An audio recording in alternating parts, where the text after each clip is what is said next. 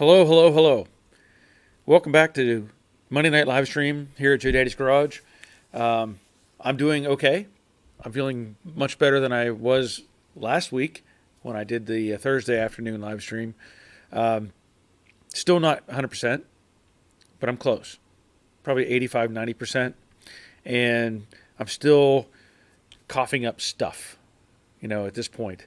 So I didn't get tested for COVID, but I'm pretty confident I had it based on the symptoms that um, I was having, and people that I've talked to who actually were tested for COVID, and how they the same kind of sensations, same kind of problems. So at this point, we're going to try to go ahead and do our live stream tonight. I will. I'm sure I'll be coughing because there's just stuff floating around in there that has to work its way loose. Never fun. So anyway, if you're new to the live stream, I do this on Monday nights at 7, Thursday afternoons at 3. And, we have a pretty good group of people that show up. If you have a question or something about a, classic car of whatever brand, it doesn't really matter. I'll try to answer the question. And if I don't have a good answer, usually the people over here in the chat box have a good answer. Somebody has a good answer. And the reward is a bell. So you get a bell for participating. It's kind of just a free service, little incentive. But yeah, I was really surprised. Not really surprised. Let's put it that way. I shouldn't put it that way. I was. I don't know. I don't know what I want to say. Maybe I should say surprised that I ended up catching COVID. I've been exposed to, I'm sure, many people in my traveling around, I haven't done Uber Eats in like 2 weeks now, but in going out and delivering food, going into restaurants and coming out of restaurants and going into grocery stores and just all the stuff, you got to be exposed to somebody. And nothing was out of the ordinary the last week or so. And I think it was Wednesday. I did make a trip to the local hospital. I had to do an outpatient thing, and didn't have any symptoms. Felt fine. Had my outpatient thing, and almost like immediately after, I started feeling a little weak. I was like, "Boy, that's something's not right." And so I ended up. I had to get some prescriptions. So I went and got my prescriptions and came home, and I was just, wow, I don't know what happened. It's just like I got hit with something. And it went downhill from there. I ended up going, I got my prescriptions and all that stuff. And Wednesday, I did a little bit out here in the garage and just took it easy. Just, didn't push the matter at all. And then Thursday, of course, I did the live stream, but my goodness, I was not feeling very good at all. I was coughing on the live stream and struggling, and my brain was getting like a fog kind of feeling. And by Friday, I really wasn't doing much of nothing. Fatigue. Like I felt like I'd been working for 2 days straight, just exhaustion type of feeling. And, I'm not one to, even when I'm sick, I typically don't want to lay down and sleep or rest or anything like that. But I wanted to be outside because the weather was nice. And I wanted to be outside in the fresh air and just doing something. So I went for a walk down my street. And let me tell you, I only went, I think it's like 3/10 of a mile, maybe 4/10 of a mile. Probably closer to 3/10. And I walked at 3/10 of a mile to the end of my street. I had to stop and sit down. I mean, that's how much it had just taken that much effort. And I wasn't moving fast at all. Made it back, and I just told my wife, I said, I can't do anything. And so it later that day, I did go to sleep, I think, and then later on, I started feeling a little better. And then Saturday, oh, I'll say this. I think it was, let me think, was it Friday night or Thursday? Maybe it was Thursday night. I don't know. Doesn't matter. One of those nights I had gone to bed and, I was having chills and fever and chills and fever back and forth. And during the night, I've never had a situation. I mean, we all maybe have night sweats or something, right? You get some situation like that. I was soaking wet. I'd taken some Tylenol to try to alleviate the fever and stuff, and I took some Tylenol, and I woke up at like, I don't know what time it was, 1 o'clock in the morning or something, and literally it was like I had gotten out of a shower and just crawled straight in the bed. And I was soaking wet. The bed was soaking wet. I'm like, what in the world?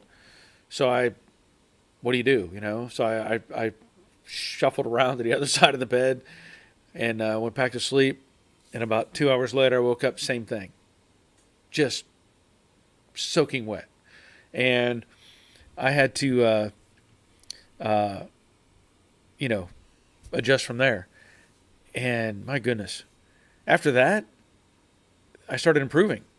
It's almost like it needed to get that high heat fever or something to wipe it down or wipe it out or whatever. So I've been improving ever since, thankfully. And anyway, that's my story. I like I said, I can't say that I didn't get tested, but based on the fatigue, and then of course I've told people it felt like I had a concussion. If you ever had a concussion before, I've had a couple of them, at least a couple, where you're kind of like you're seeing things, but it's almost like it's delayed or it's kind of foggy, whenever you have that feeling, and that's the way it was. I was just like, I don't know what I'm doing. So anyway, now I've passed it on to my wife. So I've done my part. I've shared it with her. Now it's up to her to finish it off and get it out of our system. So anyway, thank you for all the people who have responded on either, I think I posted on Facebook. I know I did a YouTube video and Patreon and all that. Thank you everybody for your thoughts and prayers and all that. That's appreciated. And I think I'm going to be fine in another couple days. I hope. We'll find out. But anyway, let's see who's here. Right off the bat, Terry Keithley. Evening, Barry and everyone. Please hit the thumbs up and like button. Thank you. Happy Valentine's Day. Oh, that's right. It is Valentine's Day. I got my wife COVID. Leonard, evening all. How's everyone doing? Any new projects? Well, I think, Leonard, you probably saw the video that I posted.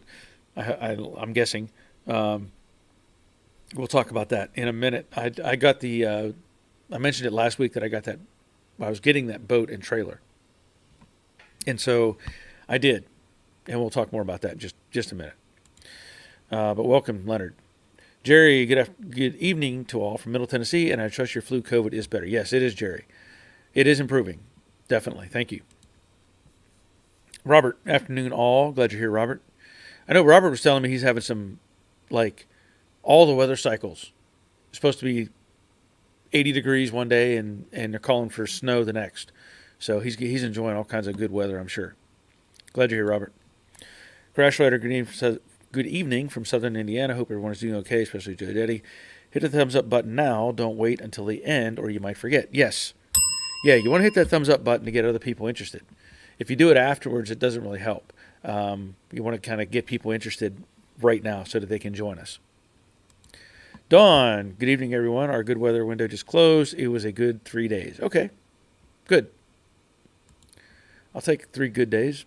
CSL, Lauren, get better. Yes, thank you, Lauren. Rick, even though you're not wearing a mask, I feel safe watching your video. I don't think I'll get sick. Yeah, you should be in the clear. You should be in the clear. I don't have fiber optics. I just, I have old standard internet. Raleigh, sorry. Raleigh, good evening all. Glad you're here, Raleigh. Terry Keithley, Barry just finished some fantastic chocolate cake. Yum, yum. Oh, man. You know what's really good with chocolate cake, besides like coffee and milk? Um, Peanut butter. Peanut butter icing. Yeah, chocolate icing is good, but peanut butter icing is good too. That really helps. But yeah, I don't have any chocolate cake, but I would probably enjoy some. Thank you. Wally, it is okay. I have virus protection on my laptop. Glad to see you're feeling better. Thank you, Wally. Crash Lighter, at least you're sounding better. You don't look any better, but you do sound better. Yeah, there's nothing I can do about the looks. That's for sure. Nothing I can do. That's all downhill from here. Thank you. Let's see. Lightning Rod. Wow, I'd say you had a dose of the virus, but I'm no expert. Glad you're feeling better. Yeah. Thank you. Rick Stevenson checking in. Glad you're here, Rick. Hooked on Classics. Hi, Barry. Hi, Hooked. You probably told me your name, but I don't remember. I'm sorry. Robert, yep, 70s to snow, then back to 70s, and Thursday back to lows in the 20s. Roller coaster weather. Yeah. Well, I think it's stabilizing mostly here, at least according to the weather app. I know today we had a high, I don't know, mid 50s. Um, it's supposed to be over the next, well, the whole coming 10 days, probably high 50s to 70 something for the highs. So it's going to be, it's averaging out, which is good. Which is good. Hooked on Classics. Terrible weather here in the UK. Sorry to hear that. Sorry to hear that. Dave Conville. Hello, all. Sorry to hear about the virus, Barry. Yeah. Well, we all hear the stories of, hey, this person suffered this and this person, died from it and all these different things. And, I'll tell you the truth. My wife and I, we take our vitamins. We take our vitamin C, we take our zinc, we take magnesium, my B complex vitamins. I mentioned it before that every morning I drink my own little tonic where I use a tablespoon of honey, a tablespoon of apple cider vinegar, a tablespoon of lemon juice, and I actually put some ginger in it now. Mix all that up. That's the first thing I drink in the morning. Now, did that help? I don't know. Did it hurt? I doubt it. I think all anything you do like that helps your immune system, fight off stuff is good. Now, also this, whatever variant we're on now, who knows, whatever they call it, is probably weaker than the original, because however they designed the original was a pretty strong virus. We know that much, by design, it was pretty strong. And now that it's weakened down through herd immunity and the variations getting different, I think obviously people are doing better with it. So, but I'm glad. Actually, I'm not upset that I got it because it helps you develop the immunity stuff to it. So, anyway. Third Stall Garage. Hello, everybody from Third Stall. Happy to hear more fun car talk. Doug. Okay, yeah. Glad you're here, Doug. Larry. Good morning, all. Larry, you're still. Let's see, Larry, you're in Japan, aren't you? You're saying good morning, so yeah, you're over in Japan. Hope all is well with you, Larry. Hooked on Classics. Good to hear you're better, Barry. Oh, Simon. I guess Simon. I'm saying Simon with an E. I don't want to say Simone. I don't know. So let's assume it's Simon. Good to hear better, Barry. Okay. I could be Simone. I don't know. Because English is different here in the States. Whoops. Bad Harry. Hi, all. Barry, you're looking better. Well, thank you. Thank you for that. I don't know if I'd ever actually look better. Rick Gain, we're in the Omicron variant now. I wonder if the next one will be called a Decepticon. Just sounds like the name of a Transformer. Yeah. Maybe they should have called the first one Decepticon. Better old saying, "What doesn't kill you makes you stronger." Yeah, that I'll go with that. I'll go with that. Rick, I'll be out. I'll be in and out tonight as I am at work. Okay, that's fine. And Hooked on Classic. So, is it Simone? Is that what I'm? Is that Simone? Is that correct? Give me a yes if I'm saying Simone, because I don't know. I can't read. It doesn't change by what I read. So, Ray Buckman, afternoon all or evening as some of you are. Yes, thank you, Ray. Glad you're here. Larry, yes, Okinawa, doing good here. Okay, great. Rick, it's tough watching the live stream when it's not live. I've done it sometimes, and I'm always tempted to comment, but then realized it wouldn't be worth anything. Oh, okay. Yeah, that's that. I get it. I get it. Robert, speaking of Japan, I got in touch with a friend I haven't seen since I was a kid in Hawaii. He lives in Tokyo and just bought his first car. Hope to make a trip out to see him next year. That would be awesome. I've always wanted to go to Japan. I just find that it would be an amazing visit, but probably won't get the chance. Okay, so it's yes, not Simon. Okay, so it is Simone. Got it. Simone. Thank you for that. Ray, hey Barry, was thinking about the same blaster cabinet. I think it's too close to the toolbox. You know that stuff gets everywhere. Yeah, but what I've done, the only reason it's there is number one, it's on wheels. When Robert was here, he helped me put lights in that thing and put wheels on it. So it's on a frame. That is just a spot. That is just a spot. It's not where I would probably operate it from. Because it's on wheels, I can rotate it anywhere in space. Primarily, the big concern is on this side is where the exhaust port is, or you hook up your vacuum hose. So I'd have to move it anyway, even if I just pull it out. And trust me, once you hook up that vacuum hose, there's not hardly any stuff flying around. Major difference. So get a hose on there if you haven't already. But yeah, I can move that thing around. Not a problem. The big problem was having it all the way in the back. For one, it was just getting back there, dragging my air hose back there, and then when I wasn't using it, it was in my way. Like, to get to the back of the shop or the paint area, I'd have to joggle around it every time. And sometimes if I was carrying something through that area, I would hit it, And another drawback is any dust and junk that was, free in that area could get into the paint area. So, combination of things.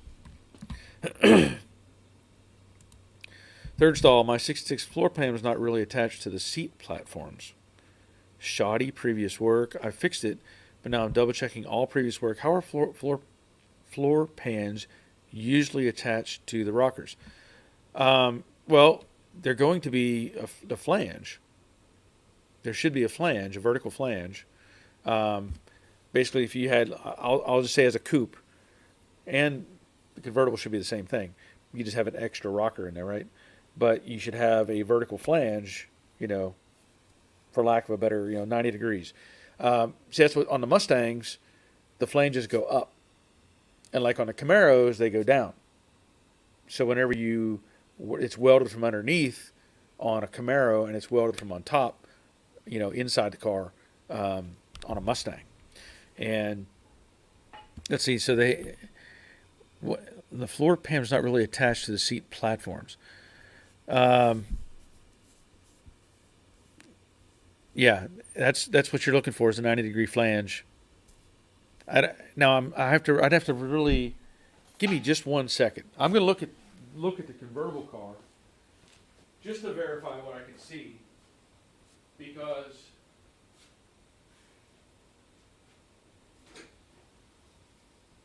it looks like, okay, on the convertible, let me take that back. On the coupe, it's a flange. On the convertible, it's spot welded to the base of the inner rocker, at least on the Dynacorn floor pan. So you've got your box channel for your inner. It comes up and just gets spot welded to the bottom of that. There's an exposed flange on that car. So I really didn't pay attention to that because it was pre-assembled when I put it in. But yeah, they must just cut off that width of that extra rock, the inner rocker, and just put it up against and just spot weld it on. So now you know. Good question. Simone, Japan would be cool. Not sure about the food though. Well, yeah, I'd give it a shot. Just what? Just eat noodles all the time, right?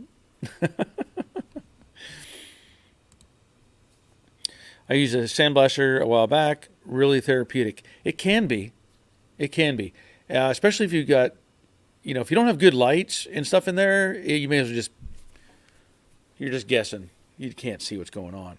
But we've added, Robert helped me we put lights in that thing and made a world of difference. And it's so much better.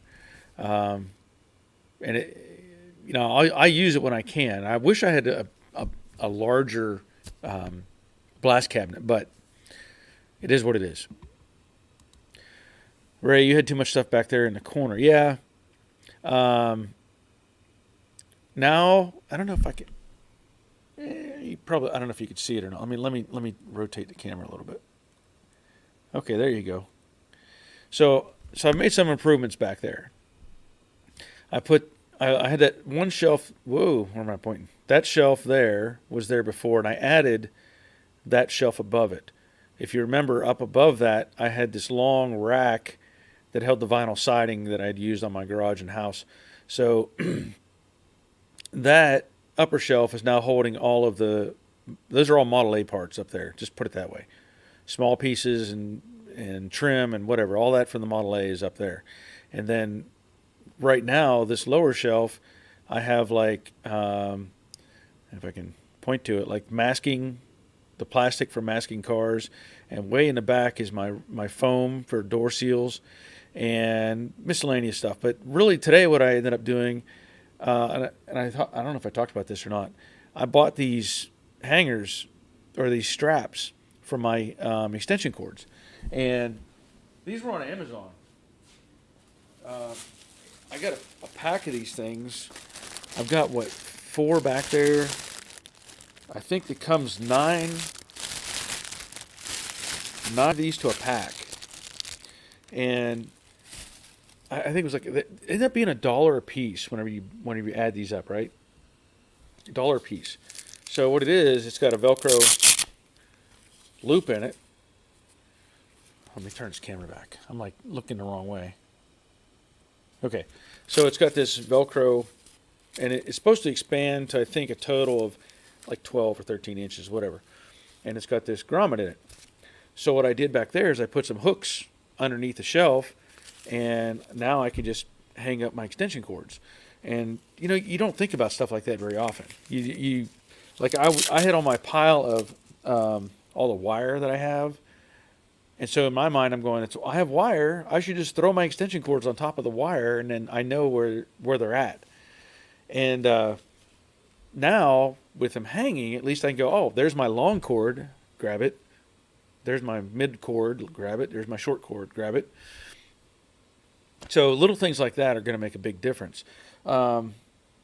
Also, what I'm trying to figure out, I still have these bins right here. Now there's some of that stuff's going to go on the shelf that was there before, and I'm not going to worry about it. But a lot of this stuff, these are small. A lot of this is screws. I have a bunch of nails. This is all screws. Some of them are in small packages. So what I did, I went to Harbor Freight today, and I decided to get something. I got this thing. And what it is, it's got these bins that slide out, and I'm going to try to organize some stuff so that you have the little drawers, and those little drawers suck. because you got to pull them out and go, what's in there? Okay, pull this one out. No, pull this one out. No, what's in there? Or you can label it, but we all tend to just throw stuff in those drawers and go, oh, what is this? I don't even know what it's for. But hopefully, good intentions, right? I take something like this, and I have one of these plastic bins well, actually, I take that back. I bought these too. I bought a couple of these. So I have a bin like this, maybe two of these, in my drawer on the toolbox that holds all of my terminal ends. Whatever red, blue, yellow loops and pins and fuses and all that stuff is in that drawer, and it's fantastic. You pull this out and you go, oh, I need a red loop. Here, oh, there it is. So I'm going to try to organize some of my specialty type of screws, like working on the Mustangs. There's actually, I've replaced a lot with stainless steel screws rather than chrome, like on the sill plates or the back around the rear trim. It takes a certain size and length I use stainless steel, and I have surplus of those. Well, if you have one or two in a package, it's like, well, how do I, if you have a pegboard, you stack them all up on a pegboard and you start pushing them around going, which one do I need, So anyway, that's the plan, is to try to organize some of this stuff a lot better. Bad Harry, that white wall really brightens up the shop. Yeah, it does. It does. And I've gotten a few more signs up. There's still more to do. And it's slowly improving. It's one of those things you get the hard part done, which I would say is moving everything out. Not really. That's kind of the easy part when it comes down to it, because then the hard part is figuring out where you want to put all the stuff you have left over. So that's where I'm at right now. Third stall, it's convertible. Does the flange go between one of the rockers? Okay. Yeah, it goes underneath. Sorry about that. It goes underneath. Robert, Japan has KFC and Wagyu beef. I don't do fish. I'm sorry to hear that. I love seafood. I love seafood. Me and crab legs. Yeah, I can feast on crab legs. Leonard, had Asian food for a year. Couldn't. Okay. Well, yeah, I understand that, Leonard. Larry, well, we're in the 21st century here. We have steaks and ribs here now. Yeah. Yeah, everybody thinks the cultures haven't changed, let's say. But there's places, I watched a video the other day. It was he's a guy that I follow on TikTok. He's a chef. And he posts stuff about cooking and different things. And somehow I ended up getting I don't know if he shared the video or where, but it was over in some Asian country. I don't know where. They had the steaks with the bone, I don't know what you call those. I don't know what you call it. It has the big bone the rib hanging out of it, whatever. They were cooking those up. And it was, Robert shared that. Robert shared that video with me. Sorry, Robert. He shared me that video. I don't know what country that was in. But they had these steaks that were like, this big it was amazing. So yeah, there's a variety of food out there. They're cooking all kinds of stuff now. Leonard, had Asian food for a year. Couldn't wait to get back to the States to get a good hamburger. Yeah. I get that. 4x4. Yeah, that sounds great. Simone, that's handy berry I could use as for hanging my bike parts. Yeah, I'm telling you, it was. There's a bunch of these on Amazon, and $9. $9 got me 9 of these, and they're supposed to hold like 50 pounds, at least 50 pounds. Anyway, or I don't know, 50 pounds. And there's other variations out there. There's some you can order that it'll come with a little like T-handle, like an extra handle. I'm like, if you have a loop, what do you need the T handle for? You can just carry it through the loop.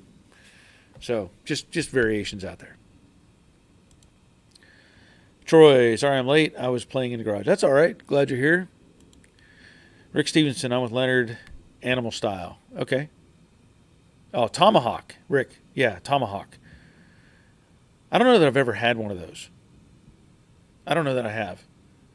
And you know what? Since we're talking about steaks right now, I learned something from that chef that I was watching on TikTok. He was cooking up ribeyes. We've all had ribeyes, right? Ribeyes are, to me, that's the only steak I want. I don't care about filet mignon, whatever. Just give me a ribeye. Cook it right the way I want it, and I'm happy with it. Well, I did not know until I watched this guy cooking a ribeye, and he was doing it in a pan. He's pan frying this thing. And this guy's a professional chef. I did not know that the curved part that's on the ribeye, like I don't know where you would, how you would label it, but there's that curved piece of meat. He said, cut that off and cook that second. And I was like, what? He said, cut that off, cook the main part of the ribeye. He was pan frying this thing, had seasoning or whatever. And he was pan frying it. And when he was halfway done with the main part, I think is how it worked, then he brought in that small half moon looking piece. He said that is the best cut of meat, period. At least on a ribeye. He said now you want to cook that and do it in about what would be half the time of the other piece. And let me tell you, I'm sure he's right. I'm sure he's right. I was just drooling over that steak. So next time I make ribeyes, I may do that. Leonard, cowboy steaks. Yeah, I don't know. I think the tomahawk is what is, but I don't know if that's the same thing or not. I don't know. Okay, Robert's talking to Larry. Oh, there you go. You got a place to stay if you go visit the parents. Cool. Paul Tootie lives in Japan for 4 years. Climbed Fuji Mountain 2 times. Beautiful country. Nice. Yeah, I'd love to see it. Honeybee.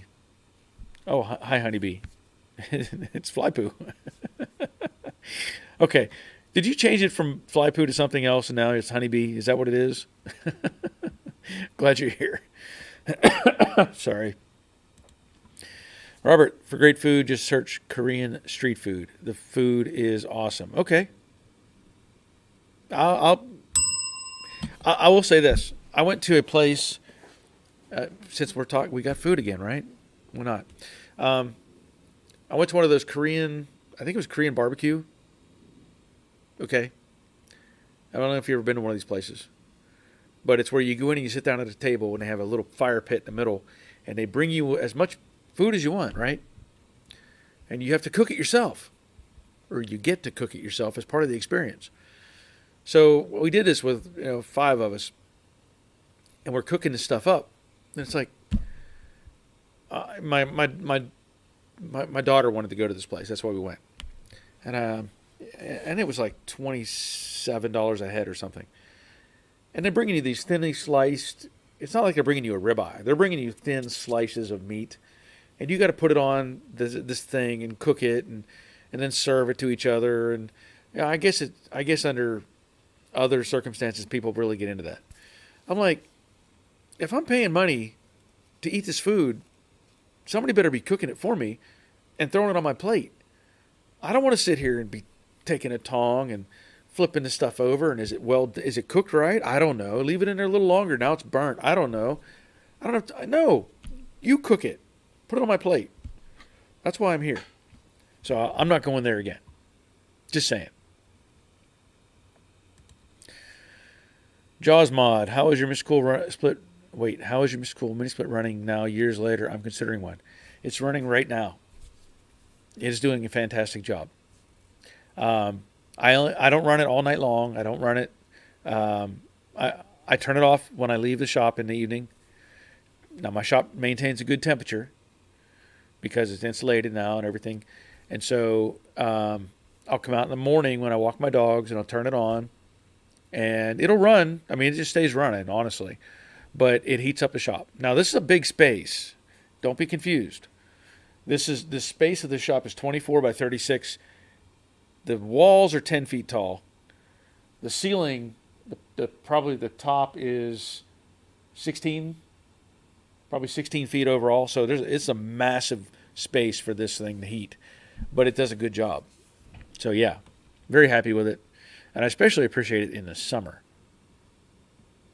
But good question, and it's just running like a champ.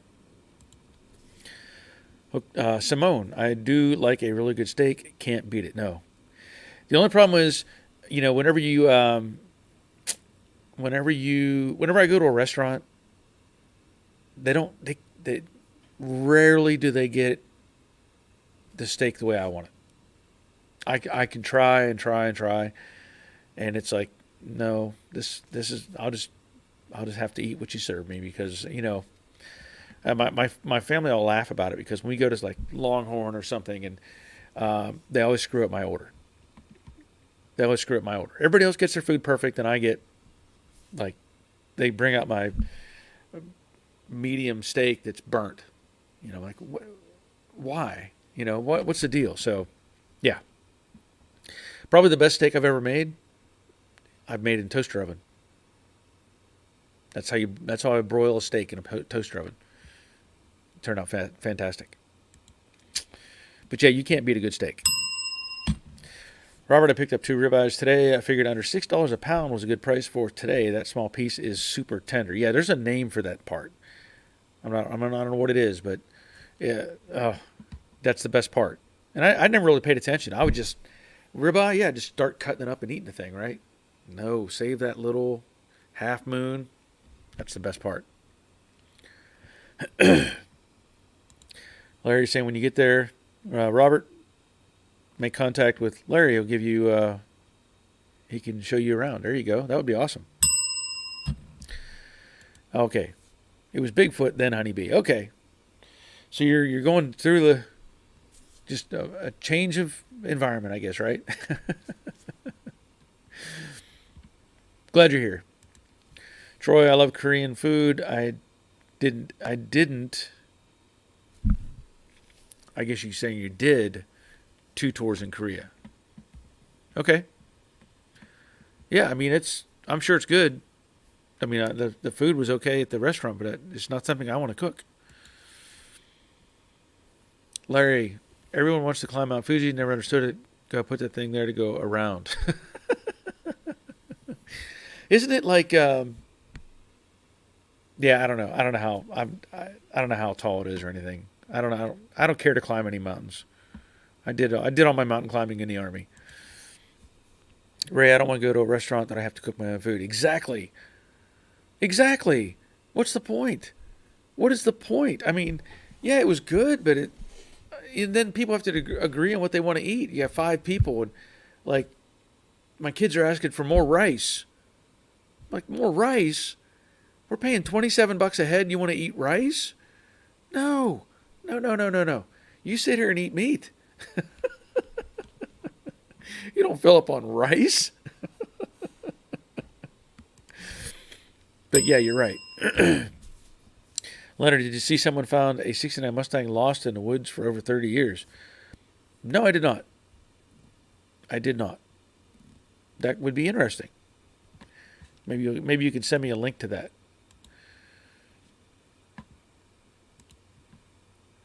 And I must say, I did something with when I had my brain fog that I maybe shouldn't have done. I was trying to find something on my email, and Gmail breaks it down into different categories, and I realized it said, I'm looking at it and I'm like, it said I had 11,000 emails. So I went to the like promotions thing, delete all. I went to my, I don't know what it was, whatever the category was, delete all. I'm down to 2,000 emails now.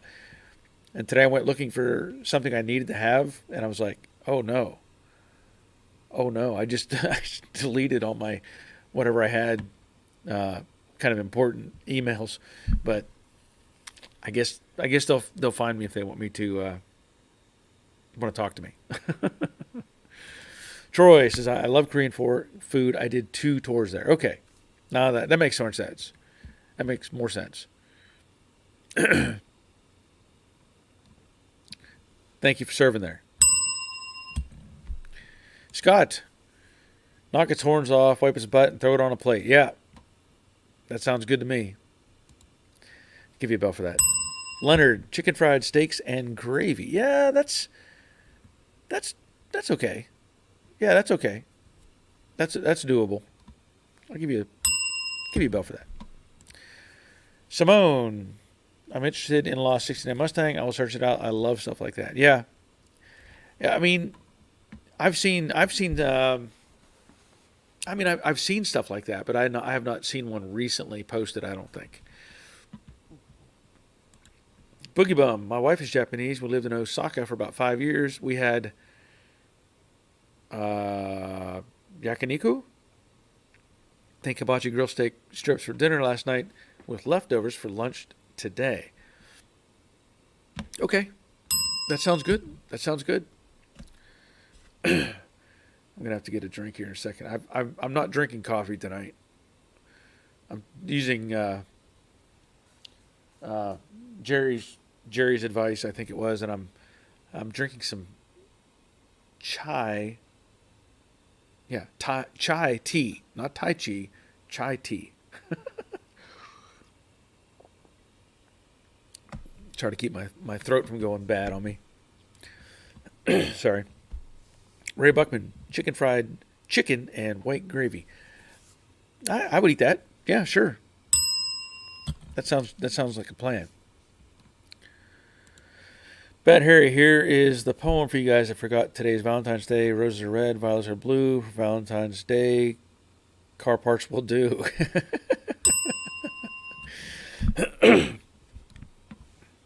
That sounds like a plan. I like that, Bad Harry. Raleigh, someone down here in Virginia Beach has been cleaning out an old car hoard.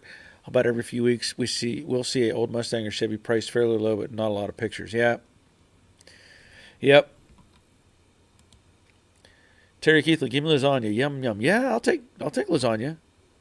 I'll take lasagna. That's good food. Good food. I get it for Christmas and my birthday. Lasagna. Ray, how is that cold doing? Still sound hoarse. Yeah. Yeah, it was more than likely it was COVID. But I'm doing much better. I'm doing much better. Thank you. Leonard, it was covered under almost over. I was covered almost over. Had tree branches growing out of the right door. Oh man, that doesn't sound good at all. That doesn't sound good at all. But let me tell you what is going on. You know, I mentioned last week. Let me see if I have this picture up here still. I mentioned last week that I was going to get the boat that is on the right-hand side in this picture. The one with the narrow blue stripe on it. And I did. I went and picked it up. And the guy waited because I was not feeling good, and I went, but I did go pick it up and brought it home. And I talked about what I do with it. What do I do with the boat? Because I don't want the boat. Boat was a bad idea, and getting a boat anyway. So I thought, what am I going to do with this? And I thought, well, if nothing else, I'll just chop it up. Throw it away piece by piece. I don't know. And several people had mentioned that the dump may take it. Well, I tried to call the local dump, Waste Management, and I don't think they would take it. But they said the company I talked to was actually, or the person I talked to was out in California. And they said, wait a minute, we have a place not far from you that will take it. Here's the number. So I called that place, and it was about 16 miles away. I called the number, and I said, hey, do you take boats? And they said, yeah, we take it as construction waste. I was like, okay. And he said, it's $35 a ton. I'm like, oh, yeah, that's not even worth me trying to cut anything. So I said, okay, great. Um, and I decided if I'm paying by the ton, that I need to gut the boat completely. And what I mean by that is I'm not going to scrap the metal that can be recycled as metal because this place is just a landfill. It is not a transfer station. It is you take something and it gets shoved in the ground. And so uh, I spent about half a day pulling off the rest of the parts off of that boat. So when I was done with it, the guy who had it, he had already pulled the engine out of it, and the main drive unit. All the seats were gone. All the steering components were out of it. I mean, it was just a bare interior. Um, so I ended up, and I made a video of this too, so it's going to be coming up on YouTube. But I, I pulled off all the little knick-knack chrome pieces. I pulled off the windshield. I pulled off what was left of the hub unit or the whatever the thing is that's on the transom. Pulled all that out of it, and then I discovered also that the bottom of it was full of water. So I'm thinking, oh great, if I'm going to take this thing in to get it scrapped, I'm not going to pay to scrap water. Well, I ended up drilling a hole in the bottom of the boat, and that thing drained water for about an hour and a half. Yeah, just kept draining it. So anyway, today I took it to this landfill place, and I get there, and I actually made some video while I was there. It'll be entertaining, but I get there, and this is a place where they take like semi trucks are coming in every minute to dump stuff, and here I am in my Suburban pulling this boat. I'm like, hey, I'm here to get rid of this boat. And the woman inside said, oh, okay. Do you have a construction helmet? I said, what? She said, do you have a construction helmet and a safety vest? I'm like, no. She said, oh, well, you can't go on the site if you don't have a construction helmet and safety vest. I said, well, I wish they would have told me that before I drove here because I talked to somebody on the phone about it and they didn't say I needed any special, stuff. So she said, well, we can sell you a helmet or safety helmet, whatever, construction helmet and a vest for $14. I'm like, fine. I don't care. I'm not driving back home with the boat. So she comes outside and she hands me this, like, it's out in a Suburban. It's like the most basic. It's just a yellow helmet. It's not going to, what's going to protect you from. It's just a yellow helmet and a safety vest. So then I said, where do I go? They said, oh, follow this truck. So I followed this guy back there. And of course, they're just like driving back. And I'm driving a Suburban, trying not to break anything. And I get it back there and I realize, how am I going to get this boat off the trailer? Because it wasn't coming off by itself. Now, granted, there was big equipment and machinery, and it was. I understood why you needed a helmet and a vest, because these guys could run you over and not even know you were there. I mean, they would never hear you scream. So, anyway, we got the boat off, and it's on video. You'll get a kick out of it. But got the boat off, and I drive out and get reweighed. And so overall, total cost, money-wise, now not time or anything like that, money-wise, it cost me $73 to get rid of that boat. And that included the cost of the helmet and the vest. And the boat weighed 3/4 of a ton. Now, some of that probably there was still some water in there, so I don't know where exactly it was. But at 3/4 of a ton. $73? Sure. Or 77, whatever it was. Under $100, here. Take it. I was very happy about that. So now the trailer is back, and I'm really looking forward to doing this jig setup. I know last week we had Rusty's Mustang Garage on here, and I have not watched his videos yet, but he said he has a video on making a jig. So I'm going to watch his stuff, and I'm planning to make a video on the process. Because I really think, honestly, I think it's a great idea.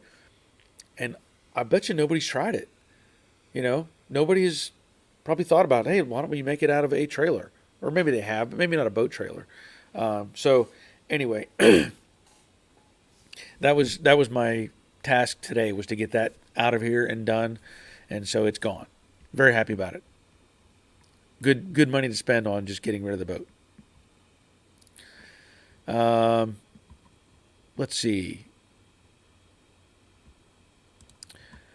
Third stall. What frame stiffening improvements would you make on a 65/6 convertible? I've done the shock tower braces. I think the frame connectors are only for sedans. Other recommended improvements.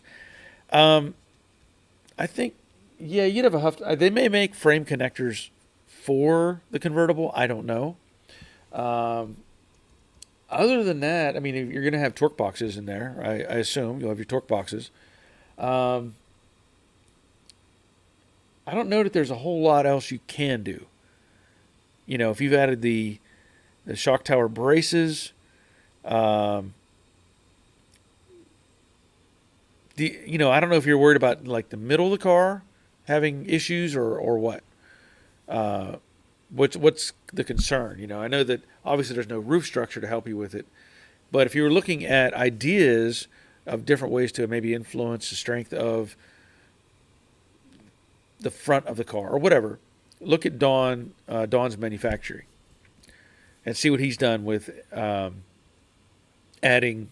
He's added 1 inch square tubing into his Betsy car. Really, really neat ideas that he's had. And then Nick, I don't know where Nick is anymore. I haven't seen Nick in a while. Nick added some cool stuff to his car, but it was underneath the fenders and stuff. It wasn't necessarily making uh, the framework stronger. Actually, he did add some. He did add some angle braces. I don't know if I still have those pictures or not. He added some angle braces. Let me see if I have those. Yeah. So he added that underneath his car, and that is off the torque box and the floor support. To add some rigidity to it, and then I think this was. Let me pull your comment down real quick. Yeah, I think he stiffened up where the strut rods mount underneath the core support. Um, that's another shot of the bracing he made underneath the car. That's just something you could add. I think with a convertible, the real difficulty is that you you don't have a roof, obviously. So when you think about a weakness, you're thinking about a collapse point. How do you avoid that? Well, put in a roll cage. I mean, that's really what it comes down to. Um, and it doesn't make any sense to, I don't know what your plans are for the car if you're just driving it or whatever, but um, I don't see how you're going to make the let's say the A pillar. To me, that's the weakest point where the A pillar is. Let's say if the door was to pop open or something and it wanted to collapse that way. I don't see any way to improve that aside from building a full NASCAR style cage in it or something. So, not an easy answer. I'm sorry. Robert, I told Jerry the one on the left was mine, and you were waiting for me to come pick it up. She was not amused. Talking about the boats. Simone, a friend of mine, found a Cortina GXL lost in the woods called Woody. The floor was almost gone, as was the engine. I think it would snap in half if moved. Yeah. I don't know if I've ever shown. I think I may have shown it on here at some point. There was a car that I found. I want to say maybe it was a Cortina. It was some little. I mean, it was a European little car, and the guy who had it, I said, "Oh man, what are you gonna do with that?" He said, "Oh, I said, "You want to sell it?" And he says, "Yeah, $1 million, you can have it." And I was like, looking at it. He had that car, and maybe it was a Cortina too. I don't, it was. That sounds familiar, but he also had like a '49 Chevy truck, 49 or 50, and both of them were just sitting there, just rusting into the ground. And it's like, what do you gain from this? What do you gain from this? Ray says Cortina is a cool little car. Yes, it is.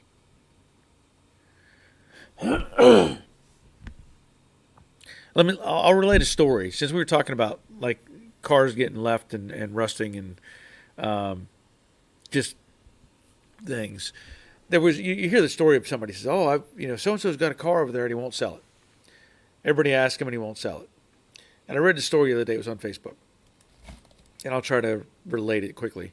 Basically, this guy went and he saw that this guy had a '68, I think it was a '68 RS SS Camaro or something, or Z28 Camaro or whatever, that just sat in the guy's yard. And it was an original 427 car, 4-speed. And the car had been sitting and sitting and sitting and sitting. And the guy went and asked him about it. And he said, "Yeah, you want to sell that car?" And he's like, "No, I don't want to sell that car," and blah, blah, blah. And the guy was like in his 90s. And so he was talking to him and he said, "Hey, while I'm here, I see you got the guy was an arborist. He said, "I see you got a limb up on the roof of your house. Why don't you let me take care of that for you?" So he kind of befriended the guy. And he cut the limb off that, cut that off. And the guy was, saying, "Here, give me," he gives him $20. And he says, "No, I don't really want your money." He says, "I'm happy to help you." And he said, "No, here, take it, $20. So the guy went and he saw the roof was damaged. So he went and he bought some roofing materials, came back, fixed the roof. The guy said, "What are you doing?" And he said, "Well, your roof, you're going to have a leak, blah, blah, blah." So he fixed the roof for the guy. He said, "What do I owe you?" He said, $20. He said, "No, I know it costs more than that." He said, "No, that's all. It's $20. So time goes on, and I'm guessing the story's a real story. I don't know. Time goes on. He finds out the guy, his son had gone to Vietnam, or was going to Vietnam or whatever. And he had helped him buy this car, this 428 or 427 4-speed Camaro. And the kid was, killed in Vietnam. That's why the guy was hanging on to it. He said that his wife that was like the only thing they connected to the kid, whatever, was, they would see it sitting out in the yard and think about him. And so he used to start it up and move it and, just to keep it, he'd wash it and eventually it got into disrepair and the engine actually locked up.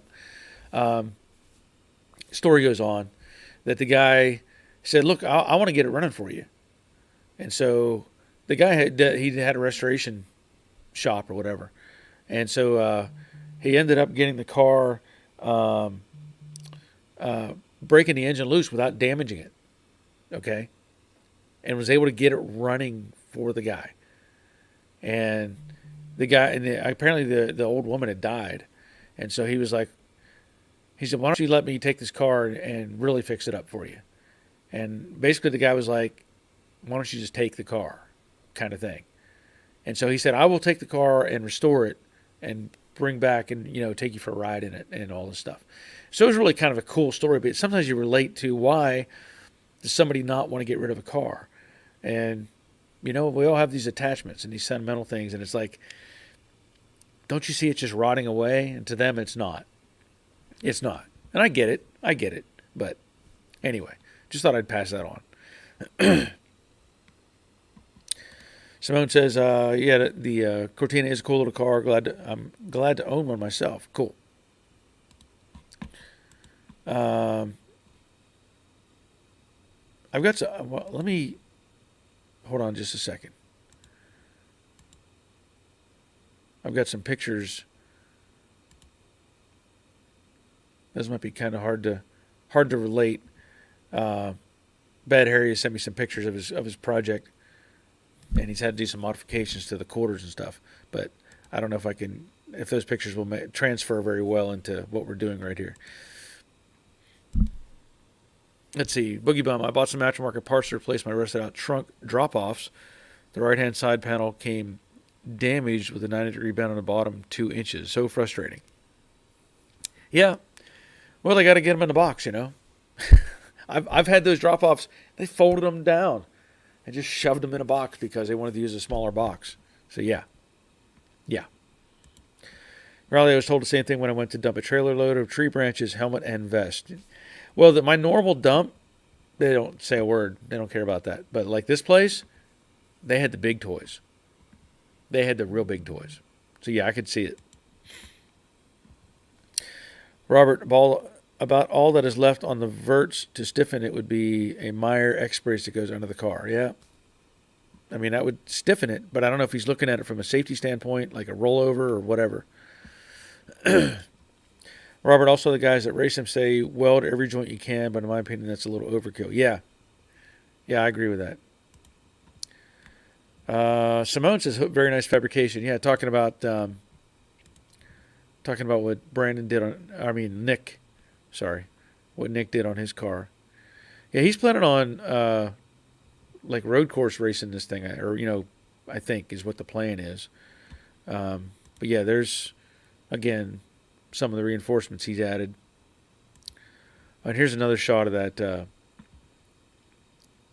lower strut rod mount. Raleigh, agree. Very nice work. Yep. Ray, there are a lot of stories out there like that. Refuse to sell because it became a memory of lost lives. Yeah. Yeah. And that's the unfortunate thing.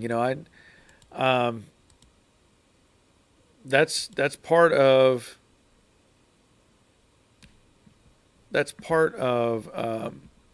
let me see if I can do something with these. I'm going to download a few of these pictures that Bad Harry sent me, see if I can't make them relate.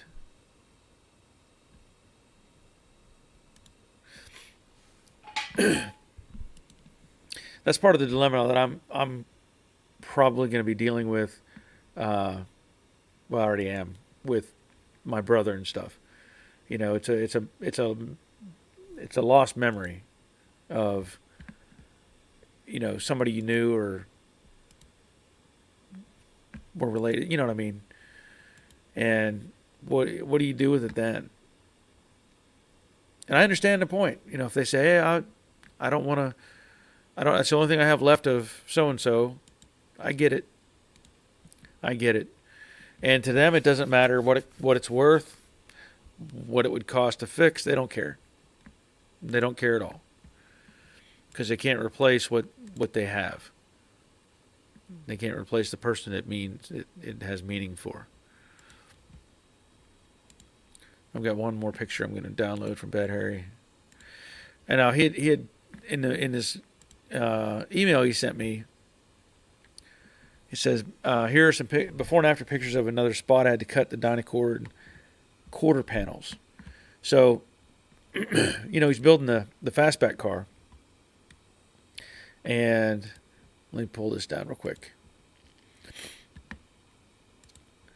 So, let me just show you this. Now that's like the rain gutter in the in the back of the car where the deck lid is. So I'm looking at, I guess I'm not sure exactly how that relates. Like, sorry, it looks like a separate piece there. So I'm not exactly sure how that relates to it, but he's had to modify the gaps to try to make it fit. And that's the other side. So, when people talk about, yeah, there you go, look at that gap, or look at the way it matches into the, that's got to be where the deck lid and the deck filler panel meet with the quarter by the looks of it. So obviously issues with all that. And that's where people were like, the big push is buy yourself a body. Well, I can tell you that a lot of these cars, the bodies that people buy, they end up having to cut things loose and redo it because it doesn't line up the way it's supposed to. So you may save yourself some.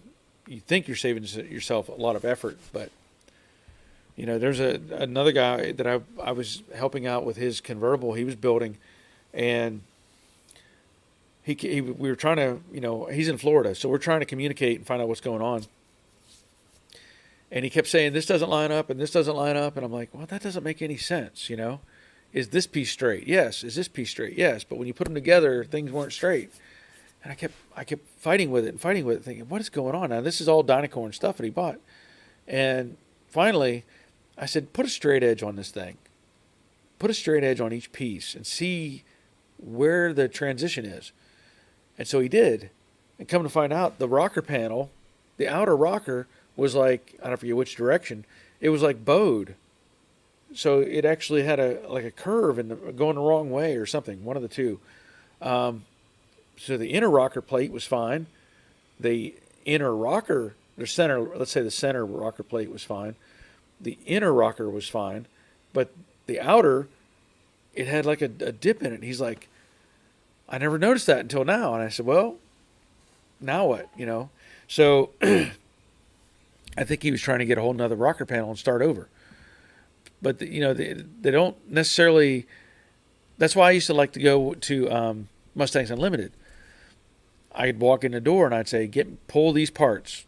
And they would pull them out, and I would look over everything and go, okay, this one is straight, this one's no good. I'd pick out what I wanted, and things were much easier to trust. Much easier to do whenever I put a car together. But when you order something, it shows up in a box, and you're like, is this right? I don't know. That's a difficulty of any kind of buying stuff like that. Ray, there are a lot of stories out there like that. Refused to sell because it became a memory of lost. Yeah, I think I read that already. Sorry. Liner, we had a driver whose son was killed in Vietnam and ordered a 69 Torino with 428 and never got to drive it. Yeah. It's being human. We all get attached to something in our own way. Oh, yeah. I mean, I'm attached to the Model A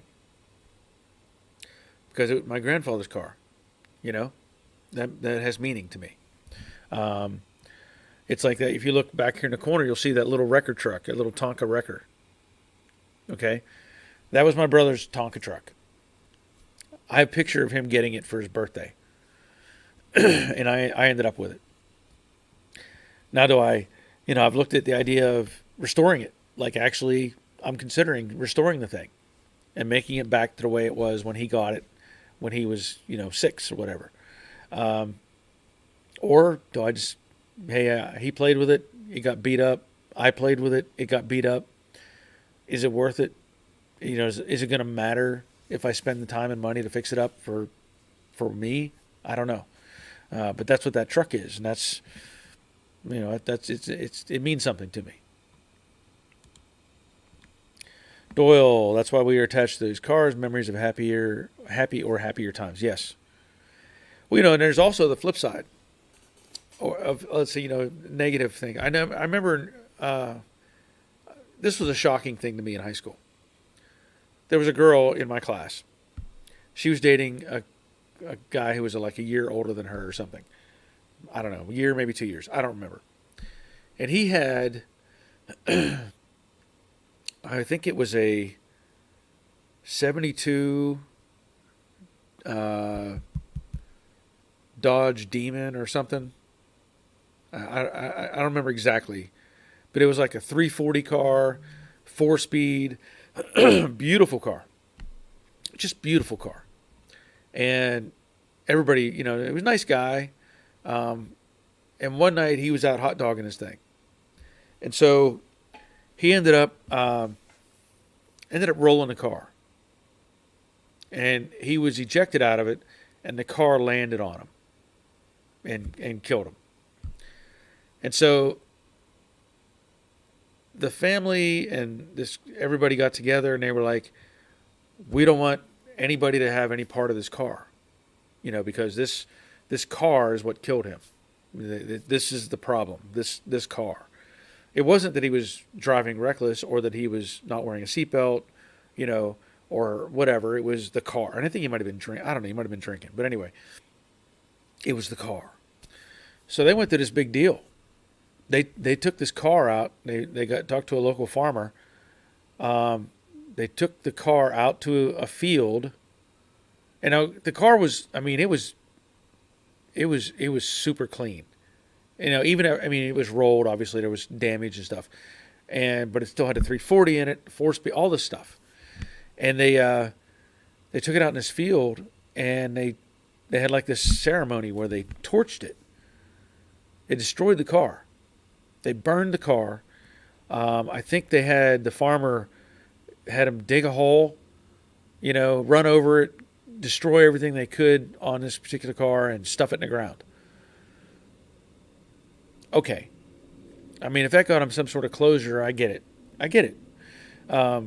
But for me, you know, I'm like, wait a minute, there's valuable parts on that car. But it just didn't matter. You know, they didn't care. They didn't care. They wanted to do this ceremonial thing, and that's what they did. They just destroyed it. So anyway, Rick, I had to step away that I missed a junkyard story time. Actually, I could have probably, that was kind of like a junkyard story, sort of, but not really. Simone, I stole my grandfather's record player. I won't part with it. Yeah, I get it. Ronnie, climb to glory. Right of the line, brother. Hua. Yep. HHC 214, 85 to 88. Boogie Bum, memories is why I kept my 68 Mustang in the garage for the past 20 years. Thanks to Bear's YouTube channel. I'm fixing up to share with my dad before it's too late. Thanks, Bear. You are welcome. Whoops. There we go. You are more than welcome. Glad to hear it. Rick, did you ever get any updates on the progress of the stray pony? You know, the guy had sent me some pictures of it painted, but never like completely put together. I know he had sent me some pictures, but I probably don't have those pictures anymore. About much as I know about it. Ray says, great stuff, Boogie. Yep. Bad Harry. The first pictures I had to remove those pieces that were under the corners. Okay. Yeah, I figured you had to do some unassembly. Unassembly to fix what they assembled. Robert, when you buy the assembled body, you end up destroying parts to take it apart and put it back together. Then you have to cover up the carnage involved to get it apart. Yeah. Yeah, that's why I would rather just put it together myself. I like the whole puzzle idea. Simone says, that's great, Boogie. Yep. Leonard, restore it, and memories will make you smile. Yeah. Yep. Bad Harry, I have 6 locations where the Dynacorn parts don't even match their own parts. Had to cut and weld. I believe it. I had a guy, he bought a 67 or 68 fastback that they thought, well, we'll just do some magic number swapping and make it, you know, ready to go. Well, they started working on the car and they're like, well, the doors don't fit. Wait a minute, the trunk lid doesn't fit. Oh, wait a minute, the quarters don't fit the roof. Wait a minute. They said they ended up having to, like, basically take almost everything apart just to put it back together. Raleigh, I say go for it, restore a Tonka truck. Sometimes things that are like that are good for the soul. Yeah. I get that. I get that. Ray, got to run. You have a great week. Catch you Thursday, Bear. Yes. Glad you're here, Ray. Raleigh, hey, folks, missing some hits on that like button. Yeah. Load it up. Load it up. Let me just show you something about that truck. Just because.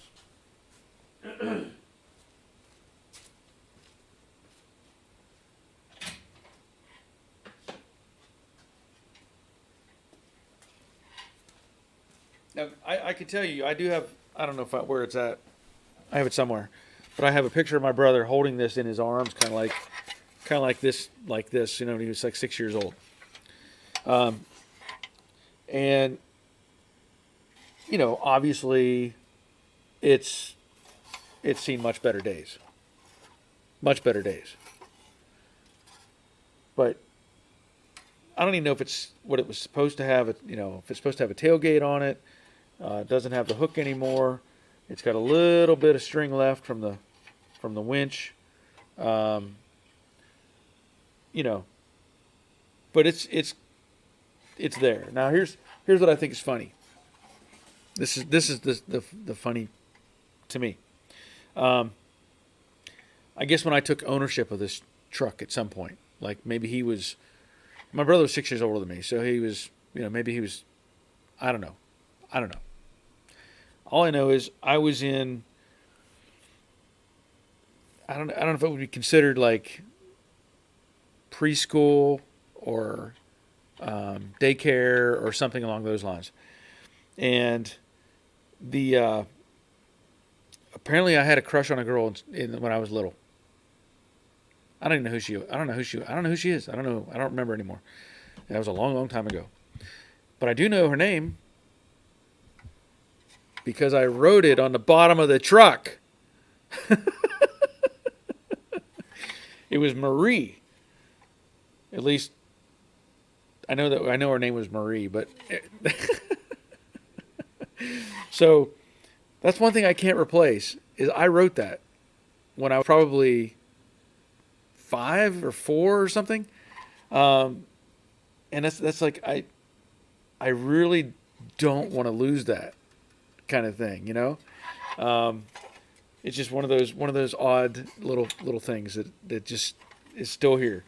So good night, Marie, wherever you are.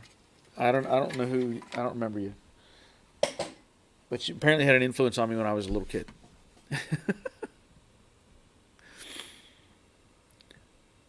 Armando, good point. My wife wants to either buy or restore a Mustang or Roan since we've pretty much done with mine, and noticing a lot of junk classics that aren't for sale. Yep. Yep. Leonard, thumbs up. Yes. Simone says, Harry, I have panels for my car to go in the back end. I really hope they fit too, but if not, I will fab something. Yeah. Yeah, yeah. That's what you have to do. Doyle, I saw a video where a Dynacorn quarter on a 69 Camaro was half inch short from door frame to tail panel. I'm not surprised. Honestly, if I were to buy any parts for a Camaro, I would not buy Dynacorn. I would buy AMD. AMD. I've communicated with them before, and I was like, I wish you would make Mustang parts because I know they would fit. They don't cut corners, but AMD is the way to go on a Camaro anyway.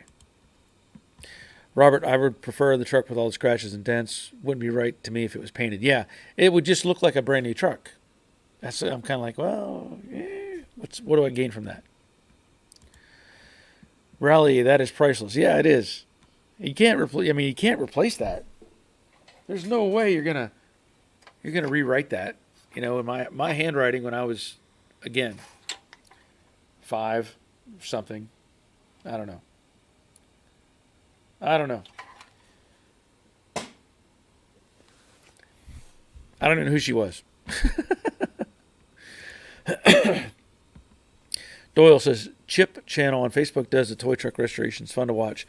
Yeah, I've watched some guys doing like Matchbox cars. And man, those guys are awesome. And the trucks and the toys and stuff like that. It's like, how do you people talk about me having patience on certain things when I do stuff. It's like, I don't know that I'd probably get frustrated trying to rebuild one of these little Matchbox things. Simone, I like the truck as it is, Barry. Yeah. Yeah, I mean, it would, I could, the reality is I could probably go and find like the little light that's supposed to be on the roof. Just to put it on. I could probably do that. It's missing the taillights. I don't know I assume it probably had a tailgate. It looks like there was a stopper. Yeah, it would have had a tailgate because it's got these little stops. So if I could find like a rusty tailgate, I might put it on there just to finish it out. But yeah, otherwise it's just gonna. Oh, I think it's supposed to have lights up here too. So anyway, it's just gonna stay like that. Just gonna stay like that. Robert, how many Matchbox cars did we all smash with a hammer as a kid? Too many. Too many. They were readily available too. I'll tell you what I did that was really, really stupid. It wasn't just a hammer. I wanted to make them look like wrecks. Like, at the junkyard, you'd have cars that hit each other and compress. And well, at my middle school, which was built probably in the 60s, I don't know. In fact, it was the old high school. If I remember right, it was like before they built the high school we had, it was the high school, I think. Anyway, they had these,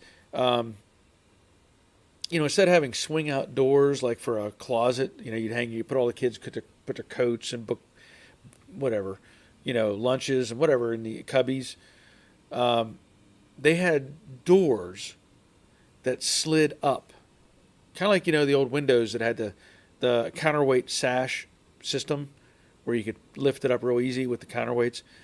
That's what this had, was these big, thick wooden doors, and the tracks were like that wide for these doors. And of course, it was as kids we could grab them and open them up and be able to get to our stuff. So what did I do? I would take the Matchbox or Hot Wheels car and I would stick it in the track of the door and bring that thing down and crush it like it was in a car wreck. I can't tell you how many of those things I destroyed. It was terrible. Terrible. Raleigh and baseball cards and the spokes. Yeah, baseball cards I never had as a kid. Had no interest in those. Bad Harry, the patina of the truck is great. Yeah, it is. I can't even make myself wash it. It's got dust on it. If I wipe it off with a paper towel or something, that's all I would do. Unfortunately, it had mud daubers. The mud daubers got in here and put mud, built nests on it. But it really doesn't matter. It really doesn't matter. Simone, I'm off to sleep now. Night, everyone. Yep. Good night. Nice having you here.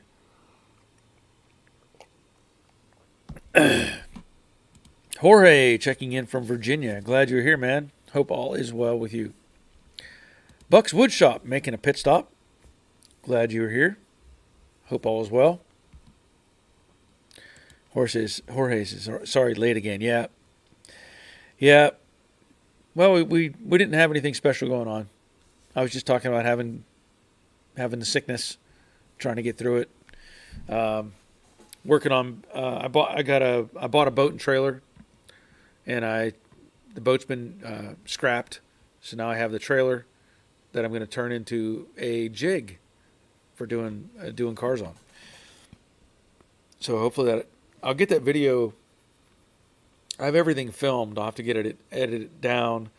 It'll be out in the next couple days.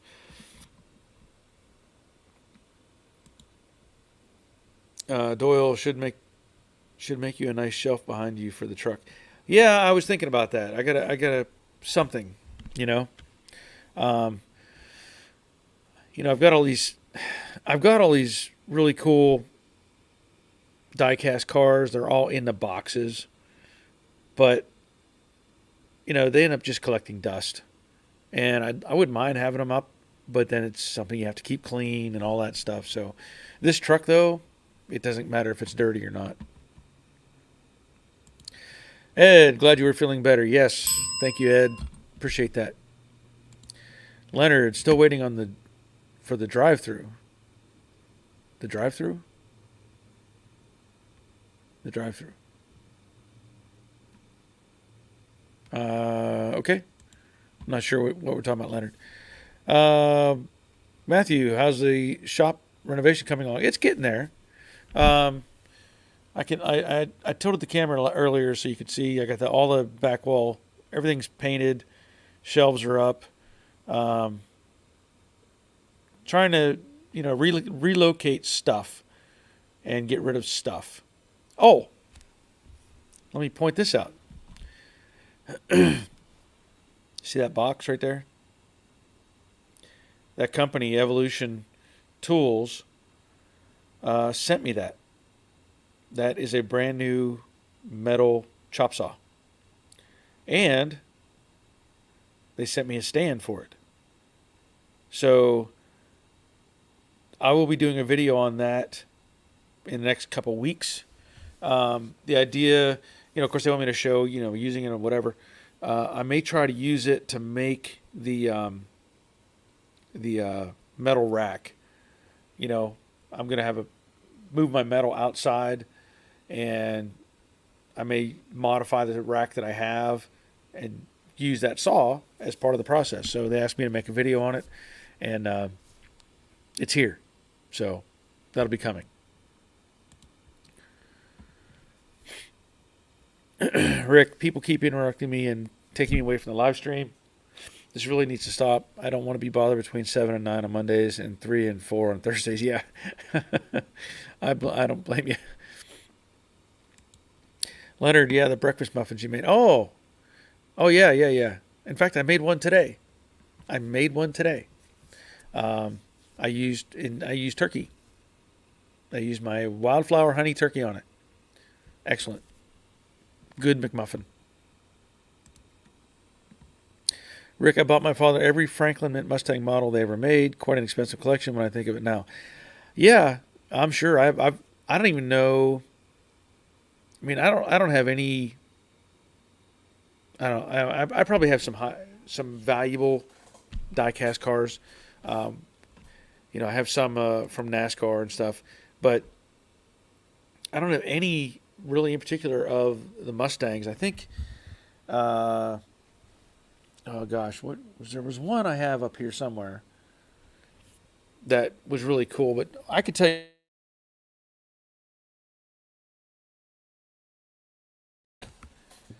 This is from M2. This is probably one of the best looking diecast models. That's a 68 Camaro. Not Sunoco, but it's by M2, and the thing is just fantastic. The detail on it, the roll cage, all the stuff that's in there is just beautiful. Well, it's a 69. Sorry, 69. So I'm just really really impressed by that one. I've tried to look up some M2 products to see what's out there. I think I have one Mustang back here somewhere. But anyway, I don't have any of the Franklin Mint stuff, but they do make some impressive models. So okay, I think I'm gonna probably end up calling it a night. I can just tell my voice is starting to get sorry, starting to get worse, and I probably need to call it a night. I don't want to push it too far. I do plan to be back here on Thursday, and like I said, I'll make the video on this first video, let's say, on the boat frame jig thing that I'm working towards. Other than that, I think that's about it. I have one more video that I'm going to make. I did that Hawkman jump starter thing. Well, I had another company send me another one of those. It's the Loki Thor, LOKI/Thor or something. So they want me to do a video on that as well. So I will be doing a video on that. And this one has the battery and the air compressor built in as one unit, which is a pretty good idea. So I'll have to do that as well. But anyway, I want to thank you all for being here. And like I said, I'll be back on Thursday, but that's going to be it. So until next time, take care of yourselves. See ya.